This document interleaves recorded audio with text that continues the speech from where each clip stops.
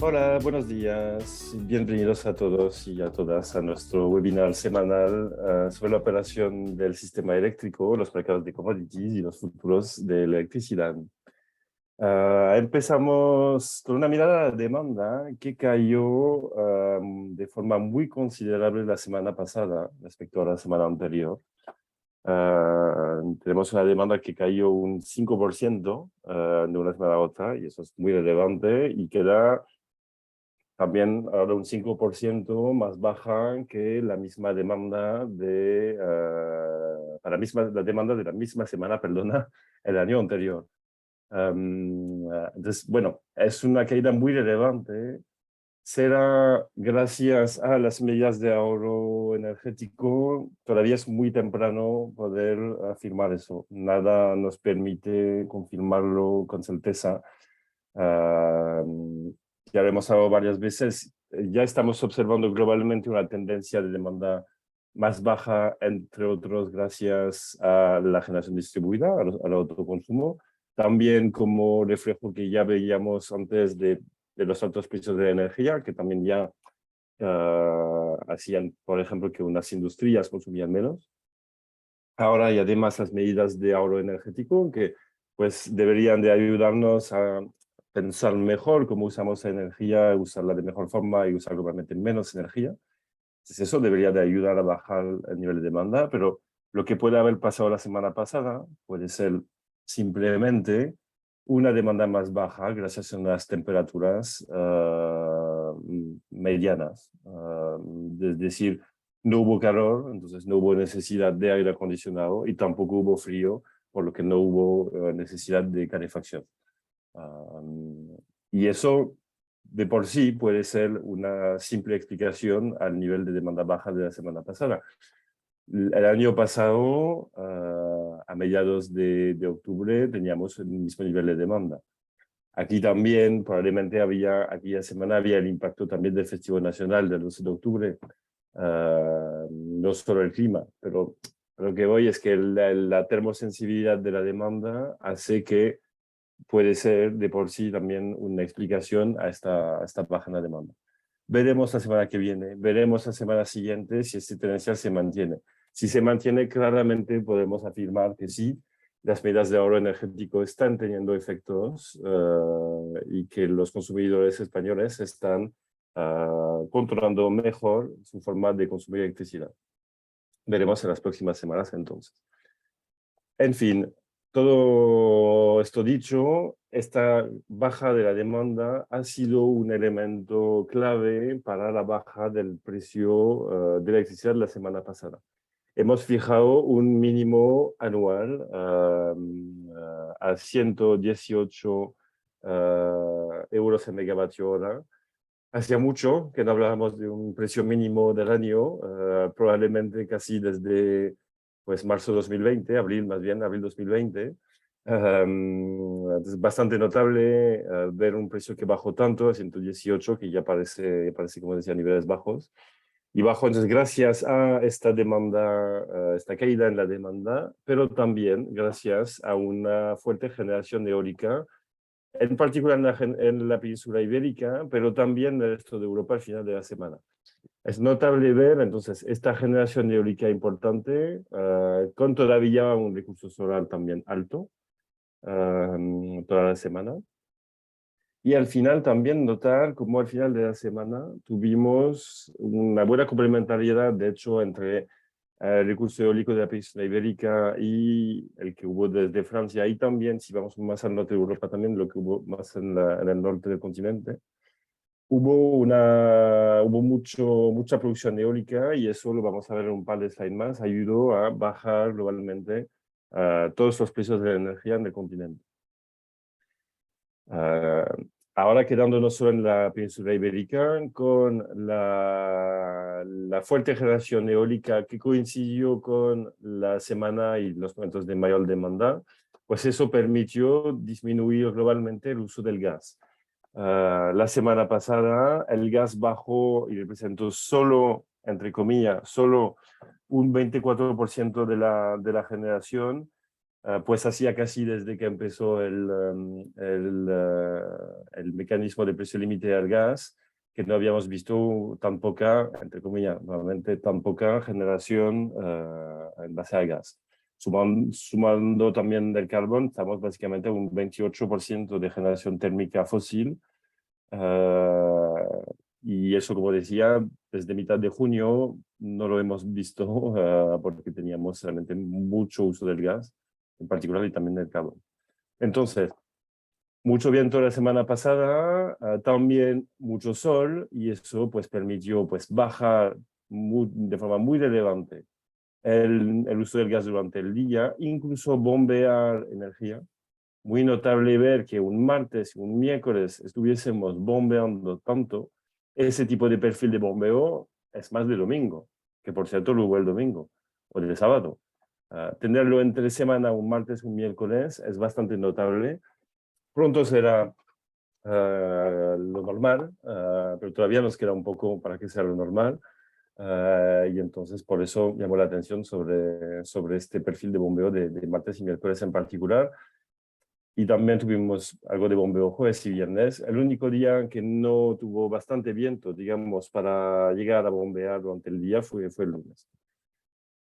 Entonces, bueno, pues una producción de gas más baja que en las últimas semanas, en particular durante el día. Muy notable ver cómo cambia el perfil de cycling, los ciclos de producción de los ciclos combinados, el ciclo día-noche, cómo cambia. Y eso obviamente se vio reflejado en el precio. Si nos concentramos en la península ibérica a principio de la semana, sin mirar a Francia, obviamente, porque por el mecanismo de límite al precio del gas, tenemos un desacople perfecto entre ambos países, para la península ibérica y Francia y globalmente el resto del continente. Entonces, el precio en la península ibérica ha marcado pues, perfiles de precio que caían de forma muy relevante durante el día, en particular entonces esos días martes y miércoles, subiendo de igual manera de forma relevante para pasar la punta de noche, pasando los 200 euros el megavatio hora, mientras durante el día bajaban, digamos, aquí a unos 25 euros el megavatio hora y aquí unos 40. Pues bueno, un diferencial de precio relevante, unos 150 euros el megavatio, la diferencia entre el mínimo aquí y el máximo aquel día. Y eso a lo largo de la semana, mientras el resto de Europa pues, tenía precios extremadamente altos. Y como decía, al final de la semana bajó la producción eólica en la península ibérica, pero subió lo suficiente en el resto de Europa, en particular entonces Europa central-norte, también en Francia, para permitir bajar globalmente la necesidad de gas e incluso volver a acoplar los mercados ibéricos y franceses, algo que no había pasado una hora desde la mitad de junio. Se volvieron a acoplar y se hizo bajar globalmente los precios en el resto de Europa, algo obviamente bienvenido. Bajaron los precios y tuvimos ahí, entonces también en Francia, un perfil similar al de España, es decir, precios bajos durante la noche, el día y unas puntas al final del día. Eso es lo que os quería comentar para esta semana. Muchas gracias. Ahora podrían seguir con la evolución del precio del gas. Muchas gracias. Gracias, Valentín. Buenos días.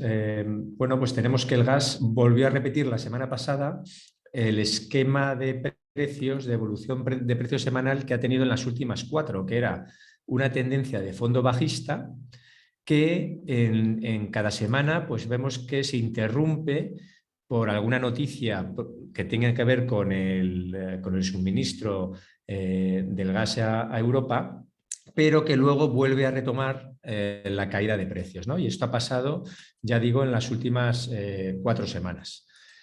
La pasada no fue una excepción y tuvimos lo mismo. Veníamos de una tendencia bajista, marcando ya mínimos de los últimos meses, o sea, hasta agosto nos tenemos que ir para ver niveles que habíamos alcanzado ya la semana pasada.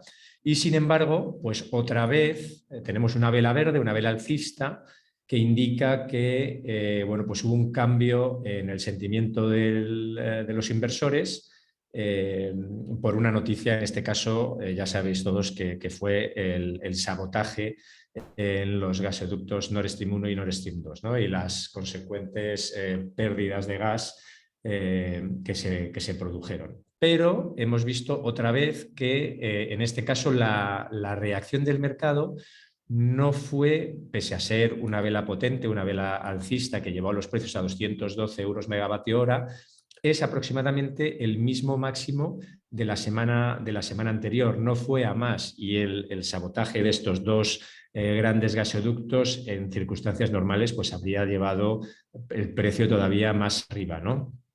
Entonces, no ha sido obstáculo para que los precios siguieran bajando y el contrato del mes siguiente, al final de esos 212 euros megavatio hora, pues cayera a 188,8 euros megavatio hora, que es perder alrededor de un 7% en la semana. Hay que recordar que ya hemos cambiado de contrato. Estamos siguiendo el contrato de noviembre, no el de octubre, que era el que seguíamos hasta la semana pasada. Pero bueno, en este gráfico contamos datos que ya tienen en cuenta eso. Y digo que normalmente habríamos esperado que los precios hubieran reaccionado más arriba porque, bueno, no era solo el sabotaje del Nord Stream 1 y 2, sino que esta acción que todavía no se puede dar la autoría a Rusia en un 100%, pero esta acción lo que pone de manifiesto es la vulnerabilidad del suministro que puede darse en Europa. Es decir, si este hecho, en vez de en dos gasoductos que estaban inoperativos, pues sucede en un gasoducto noruego, por ejemplo, pues tendríamos un problema muy serio en cuanto al suministro de Europa, ¿no? Lo que pasa es que el mercado parece descartar que esto pueda ocurrir. La OTAN ya salió diciendo que cualquier ataque a un gasoducto de un país miembro pues pondría en jaque la estabilidad internacional, y por lo tanto el mercado ahora mismo parece estar descartando que se pueda llegar a eso, e incluso que se pueda sabotear el suministro vía metaneros a Europa, ¿no? De otro punto, ya digo que la situación sería muy grave. Los precios, de todos modos, se mantuvieron en niveles elevados porque Gazprom envió un comunicado diciendo que contemplaba posibles sanciones a Naftogaz, lo que pondría en jaque también el último reducto por el que sigue entrando gas a Europa, que paradójicamente es el gasoducto que atraviesa Ucrania y que ya hemos comentado aquí que sirve para el paso de alrededor de 37 millones de metros cúbicos al día. Si esto ocurre, es decir, si este gas deja de fluir por ese gasoducto hacia Europa, pues volveríamos a tener otra subida de precios, pero yo creo que esto el mercado más o menos ya lo está descontando. Es decir, que podamos tener un tránsito cero de gas ruso a Europa es algo que yo creo que ya casi está contemplado en el precio, porque al final no estamos hablando de un precio bajo, estamos hablando de un precio que ha caído con fuerza desde los 350 que llegó a alcanzar aproximadamente, pero bueno, sigue siendo un precio elevadísimo, los 200 euros por megavatio hora. La noticia positiva en cuanto al suministro pues fue la inauguración del gasoducto báltico, que trae gas desde Noruega a Europa Central y del Este, y que contará con alrededor de 10 BCMs al año, lo cual es una cantidad importante. Hay que recordar que el consumo de Europa es alrededor de 400 BCMs al año. Bueno, ¿qué ocurrió con el CO2? Pues el CO2 también tuvo una semana muy bajista la anterior. Recordar que la vela del viernes era totalmente roja y llevaba los precios a mínimos de los últimos meses, mínimos ya desde marzo de este año, pero el lunes toda esa caída de la semana anterior, casi toda la caída de la semana anterior, se revirtió y amanecimos con unos precios que llegaban hasta 72 euros la tonelada. Esto es así porque hubo una filtración, hubo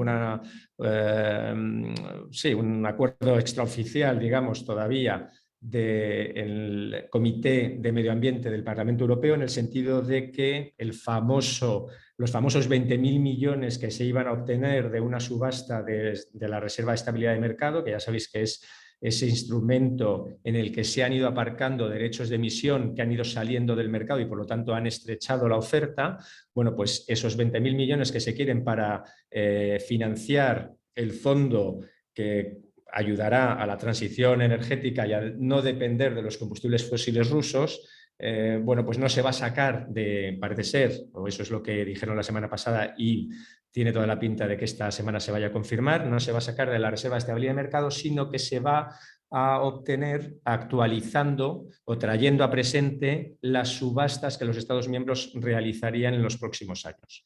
Entonces, esto viene a ser también más oferta para el mercado y, por lo tanto, los precios luego continuaron cayendo, pero ya no se han alcanzado se han alcanzado nuevos mínimos en el entorno de 64, pero ya el precio ya no ha ido más abajo, no hemos pasado la frontera de 60 hacia los 55, aproximadamente 57, que fue el mínimo de marzo, sino que los precios se han estabilizado en torno a los 65, 66. ¿Por qué? Pues porque va a haber más oferta, pero de un modo que el mercado va a poder absorber mejor que si lo sacaran de la Reserva de Estabilidad de Mercado. Y por lo tanto, pensamos que aquí puede estar tocando suelo el CO2, lo que no quiere decir es que vaya a rebotar, porque las condiciones todavía son negativas desde el punto de vista fundamental y desde el punto de vista financiero. Desde el punto de vista financiero, porque los fondos están abriendo muchas posiciones o tienen récord de posiciones bajistas abiertas, y desde el punto de vista fundamental porque, por ejemplo, ya Europa no puede quemar mucho más carbón y si se deja de quemar gas por los altos precios, eso va a indicar también que va a haber un retroceso en la demanda de certificados. Y también lo que hemos comentado varias veces, ¿no? Que si Europa entra en recesión, pues la propia actividad económica demandará menos certificados. Así que parece ser que el mercado está encontrando un equilibrio. Ya que esta semana se viene a confirmar lo que la semana pasada era un acuerdo extraoficial y los precios siguen sin despuntar. Entre los 65 y 70 puede evolucionar en los próximos días. Y por último, el petróleo, en este caso, pues volvió a caer. El petróleo que terminó en 85,14 dólares por barril, cayó simplemente un 1,17. Está todo el mercado a la espera de lo que decida la OPEP Plus mañana sobre la cantidad que va a quitar del mercado. Ya sabéis que fueron 100.000 barriles por día lo que se acordó para octubre y ahora veremos lo que se acuerda para noviembre. El mercado no descarta que puedan ser, de hecho ayer subió bastante, el petróleo subió como un 4% ante las noticias de que puede llegar incluso al entorno del 1.000.000 de barriles diarios, lo que puedan quitar del mercado. Ya sabéis que la OPEP Plus confía en el mercado cuando este es alcista, cuando es bajista dice que no refleja bien los fundamentales y que por lo tanto hay que ayudarle a encontrar un precio de equilibrio mayor al actual. Bueno, vamos a ver cómo eso impacta en la demanda porque claro, una economía con crecimientos limitados, con un precio del barril muy por encima del actual, pues seguro que incide en la demanda y el precio al final acabará cayendo. Entonces vamos a ver hasta qué punto la OPEP quiere tensar el mercado en su próxima reunión, que es mañana. ¿Y cómo afectó todo esto a los futuros? Bueno, hubo algo más de liquidez que en el pasado, pero bueno, pensamos que puede haber sido incluso un canto del cisne porque no hay realmente mucho interés, pero sí que vimos operaciones cruzadas a partir del año 25, llevábamos tiempo sin que en el mercado se registrara ninguna y hubo futuros cruzados el miércoles en el CAL 25, 26 y 27 y algún día que se sobrepasaron también los 350 gigas negociados. Bueno, son volúmenes bajos todavía, pero algo mayores de los de las últimas semanas. Y en este caso, la semana pasada pues fue toda bajista, cayeron todos los futuros, las referencias que seguimos, tanto los trimestrales como los anuales. Fueron caídas, en el caso del Q422, del 3,65% hasta 152 euros megavatio hora. Ese es el precio con el que entra en entrega. El Q3 ya terminó su entrega y hay que decir que estuvo el spot algo por debajo de lo que marcaba el futuro en el cierre. Es lo que ha pasado en el Q2 y en el Q1, es decir, el mercado de futuros está llegando a vencimiento con una prima sobre lo que luego indica el spot. Esto puede ser utilizado para alguna estrategia de trading. Lo que pasa es que conlleva mucho riesgo, ¿no? Pero bueno, hay formas también de cubrir en el corto plazo. Pero ya digo que los futuros ahora mismo están cerrando por encima de lo que luego se liquidan. El Q3 y el Q1 y el Q2 23 también perdieron levemente, un 2,30 el primero y un 1% el segundo. Y luego los CAL, pues igual. El CAL 23 un 2% hasta 197 y el CAL 24 un 1,8 hasta 107 euros megavatio hora. En este caso ha habido consonancia, ya digo, con todos los futuros. Y esto era todo lo que quería contar por mi parte. Muchas gracias. Muchas gracias, Adrián. Muchas gracias, perdón, a todos. Os deseamos un buen día, una buena semana y nos vemos el próximo martes. Hasta luego.